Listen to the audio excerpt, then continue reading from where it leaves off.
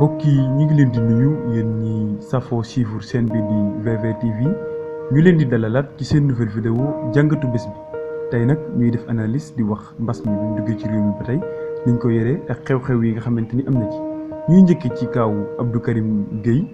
di ñaan yàlla mu fëggal ñu boppam ba mu mën a delloo ci ay yitteem beneen bi tamit ñuy ñaan justice bi mu mën koo bàyyi may ko liberté ba mu mën a faju comme niñ ko defee woon ci Guy Marius Sagna ginnaaw bi ñu ko arrêté le 21 au juin mois 2019 ca Giri Palais ginnaaw bi ñu doon def benn marche bu ñu autorisé wu noonu yi lañ koy defee ci Abdou Karim di doomi réew mi di jeune bëgg askanam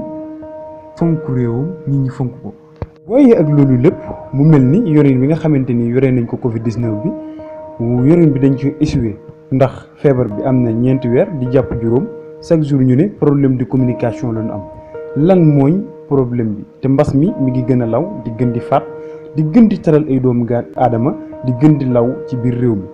palaas yi nit ñi ñu ngi ciy dem ndax jamonoy tàngoor lañ nekk te takkatuñ masque ngir fagaru mais dañ koy takk ngir bañ ku leen jàpp te loolu lépp danger bu mag la. da nga war a aar sa bopp aar ñi nga dëndal ndax ñi tëdd ci lalu hôpital yi ñu ngi leen di ñaanal ñu amuk tan. ba tey SDE ñëw moom it ginnaaw bi nga xamante ni toxaloo nañ ko fi le 30 décembre 2019. am na naataango boo xamante ni tegoon nañ ko fi muy Sen'Eau mu war koo wutu ci fukki at ak juróom ci biir réew mi mu mel ni tey la ñàkkum ndox gën a bari robinet yi xelleetuñ root mi bari na lool muy suñ mbokki jigéen ñi ba deseetuñ li nga xamante ni mooy dënd ci réew mi toll ni Sénégal lu mel nii ñaaw na lool. après loolu lépp ñu am fi yéen coow muy Senelec ak Akilee ñi ngi tàmbali liggéey le 27 décembre 2018. Senelec am na 34% ci Akilee waaye sénégalais yëpp am nañ 42% ci Senelec yooyu yëpp nag boo ko boole. Senelec mi ngi luyee sénégalais bu ci nekk benn compteur 400 francs. président Macky Sall doon na ci dox ay jéego woo na leen kenn ku ci nekk ci ñoom ñaar pour waxtaan ak yow mais boobu ba léegi